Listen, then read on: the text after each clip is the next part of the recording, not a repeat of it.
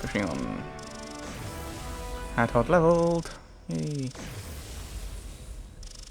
I assume that everyone's going to have very different levels at the end. Or not very different, they're going to be all roughly the same. But they're all going to be slightly different in that... you need a bit more speed, and maybe... My brain went, ooh, strength, because that's fortitude, and that means you're less likely to get stunned, but that's Dragon Age. Constitution is probably the defense. We'll just go with speed, I think. Idril... Put one into strength, because I'm using a bit more for that, and health, because you did get knocked down. I should probably be boosting you. Yeah, so everyone's 14 for better Thor, who's now 15. 3 more.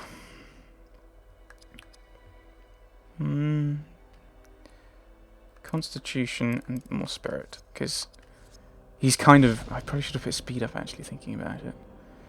Because that's kind of what we're doing most with him, really.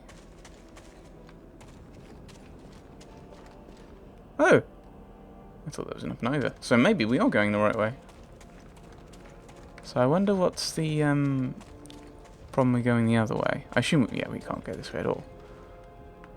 I assume that there's some kind of downside, like a horrible, horrible combat if you go any of the other ways.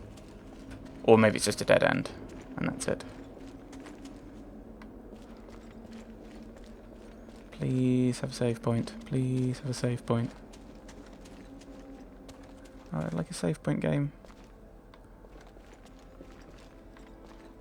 That's not a save point.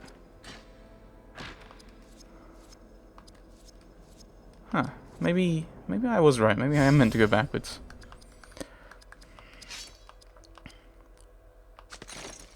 So that's it.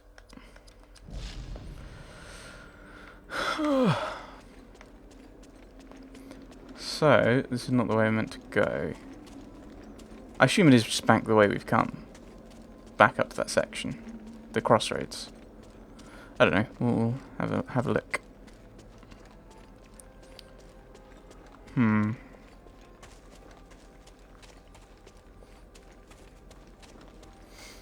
Which is probably why they won't have bothered with a Oh, maybe we want to go this way then. Well, if it's leading to a Palantir. Oh, it's not. Okay. I'm confused. Right, there's nothing this way. I'm just looting all the chests. How do the goblins have King's Foil? This is an important and relevant question, I feel. So they've got a sequence of fights. And then we'll get... it's just we're getting back to the old save point, the one we came in from before. Oh, it's just a ordinary warrior and an archer. Not one of the veterans, I guess. No, Lowcraft. Although I'm using this a lot, I think it's my only multi-target shot, I think. So... I could give someone the haste, but... Actually, haste on Hadhod might be useful for his Goblin Bane. I may not actually use it though. But again, it's getting the skill points to use. So I can use Goblin Bane. Boring Sword Warrior. Bye bye. That might be a tad wasteful, but... It is that kind of like, I could waste abilities on doing this thing. Waste action points, but it gets me the skill points. And as long as I hold on to the... I'll just do a normal attack at that point. I'm not going to waste any more. But I've still got this perfect mode. I think means you do extra damage until you use it. And obviously the use is incredibly powerful, like nearly 2,000 damage? To every opponent. That's pretty useful. Horde of goblins!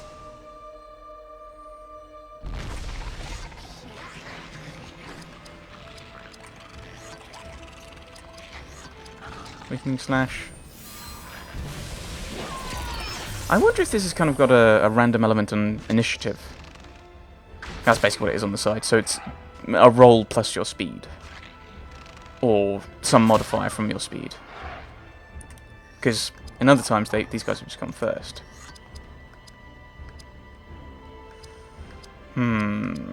Do I shoot? Yeah, I'll attack him. I think maybe I'll have Elagos tag out because of his, he's really running out of action points at this point. Dwarven Cleave.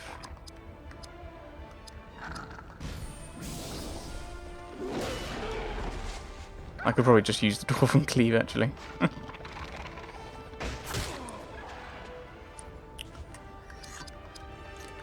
Swordcraft. Anyone low on health? I'll use Elrond.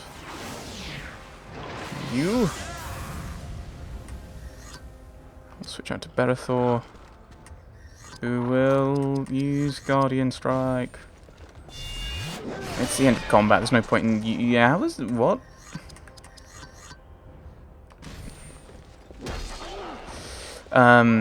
There was no point in. There's no point in using leadership at that point. There's only gonna be like, in that case, one other attack after me. And Elagos is just leveled, so he's got all his AP back. And I got no treasure. Right, let's level up Elagos. Bit more speed, and AP was the primary reason I tagged him out. So, if it had been abilities like with Idril, then I can't really do anything about that. But if it's particular effects, like being low on AP, then I should probably take that into consideration.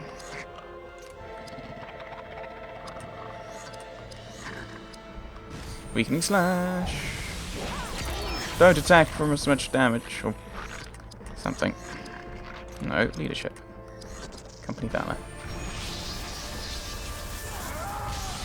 Ah, buffs for everyone.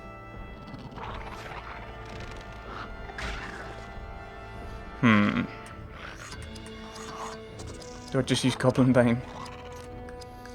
Cleaving Wound. I think this is damage over time. Counter-attack? Is that a random effect? Like, you've got counter-attack, but... Okay. Instead of taking to go, he just died. He's Shattering Strike just in case. Well, if I don't kill him, it's not gonna have that much of an impact. Oh, leave me alone. Let's throw out a heal. Yeah, I thought I'd have a Dwarven Cleave. I thought I'd have the time to have another attack, so I could do the heal.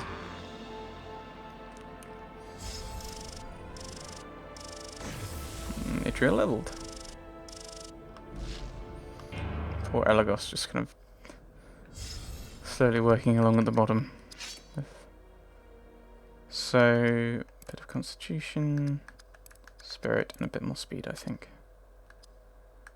Which is the defense one? Speed's the defense, isn't it? Yes. No new equipment. Didn't think so.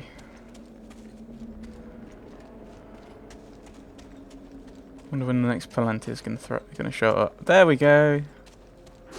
It's just this constant fight at the moment.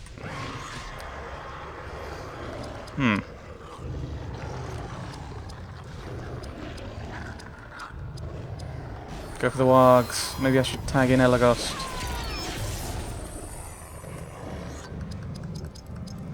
Or I could use perfect mode.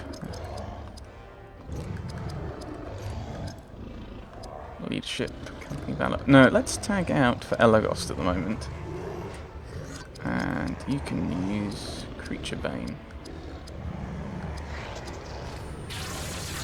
I'm trying to balance the attacks between these two. These are the worrying ones. The archers at the moment, less so. It's just want to do what damage I can. Now, the question is, do I actually use Cleaving Wound against the guy with lower armor? I was wondering about switching out to Barathor and having him use some of his leadership abilities.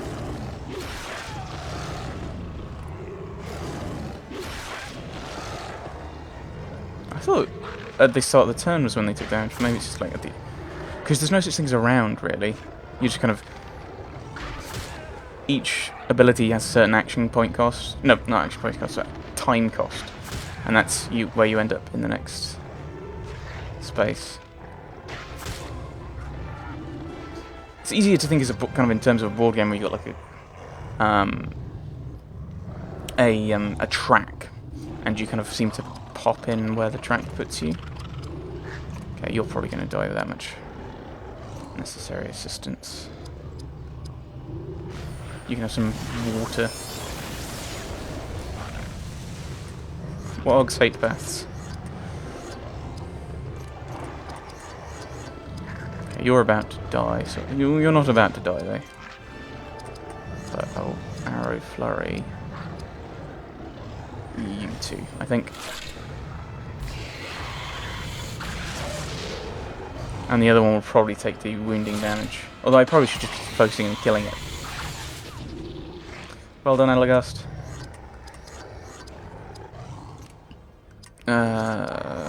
Goblin Bane. This is how you kill a goblin, Elagast.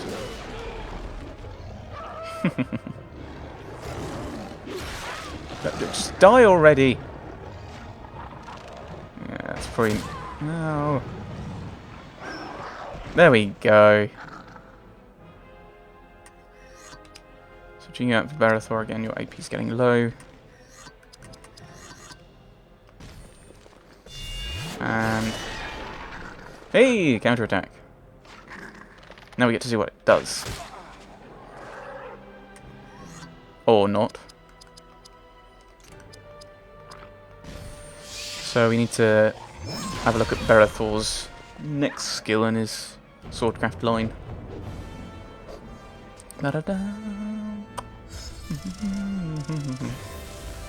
And Barathor leveled as well. And so did Hadhod. Now he gets all his AP back. Just as I've tagged him out for not having his AP. Barathor and strength. I'll go with strength and dexterity, I think. Just improved chance to hit. Hadhod. A bit more spirit, and a bit more speed. I don't need to worry about his... Oh. And a bit more spirit. Because his ability seems to cost more. Nothing new. Right, Swordcraft. Citadel Rage. An attack that allows Barathor to strike twice, or Uruk-hai Bane, but we haven't come across any Uruk-hai yet. I'm not sure when we do. War Call. Gives 2 allies an immediate free attack against it. Gives 2 allies, as in... Whoa! No! I was going to say as in your 2 allies, but that's not necessarily the case. Full Gift of Lorien. Increases the amount of health. Is that based on levels? That's 14... Yes, it must be based on levels. So you... I just want to save game. Save points right here.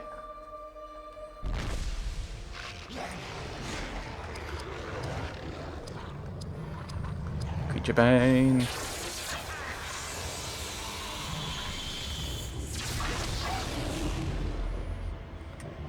Vitriol. Sword. Craft. I could do Weakening Slash on it. Yeah, let's do that. Let's try and get rid of this thing already. Or at least not weaken it to the point where it's less of a factor.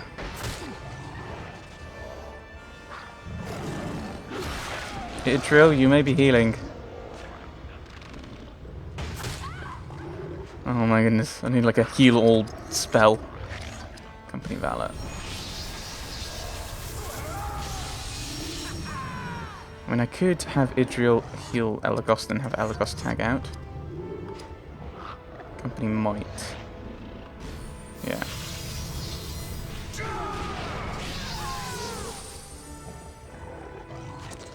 Okay, yeah, go for Barathor. He's the threat. He's the threatening one. No, no, no, no. Not Idril. Berethor. Berethor.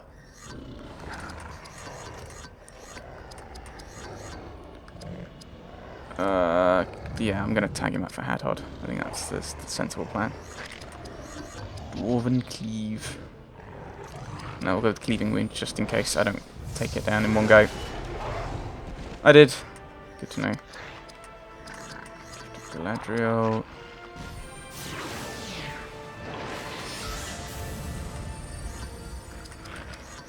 Swordcraft. Shattering Strike. I think we could probably get away with.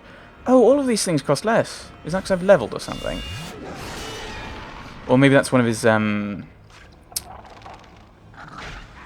what are they called? Passives. There we go. Brain. Well done, brain. We'll have to have a look then.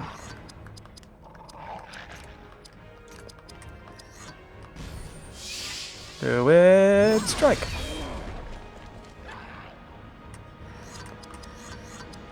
Goblin Bane.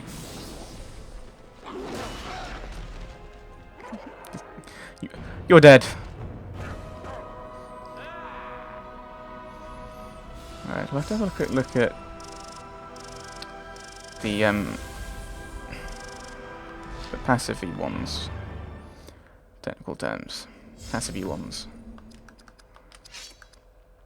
And you had lower health, that's why we pulled you out then. So we'll just go all into health. Passive skills. Hands of the Bowman increases Elagos' dexterity, improving the accuracy, or increases the rate at which Elagos gains momentum for his actions. Don't know what that means. That's not what I meant to do. Right, Ithilien Inspiration. Right, Rising Valor, more action points, gives Berethor a chance to automatically dodge. Yes, we'll go with the evasion, I think. That's not done yet. You need to level up. You need to level up. I think we'll just increase dexterity. And you need to level up, and then we can start thinking about the other ones. Right, can I save now? Hooray!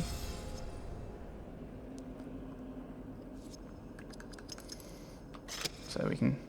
I quite like doing this. It gets us. It lets us see like how far I get in a session. So it was about 2, then it was about 5. I'm now up to about 7. So I must have been. Really? I've been recording, what? Half an hour? Maybe a little more than that. I probably should have actually looked at how long, but it was like 2%. So the first session was 2%. Second session was 3%. I've already gone 2%. I assume this time we're going to go in the middle one. Because that's where the thing went. Okay. Maybe not. Maybe I want to go this way then. No, we do want to go in the middle one. I was right. I should have trusted my instinct. My narrative-based instinct. Yes. Yep, looks like I was right.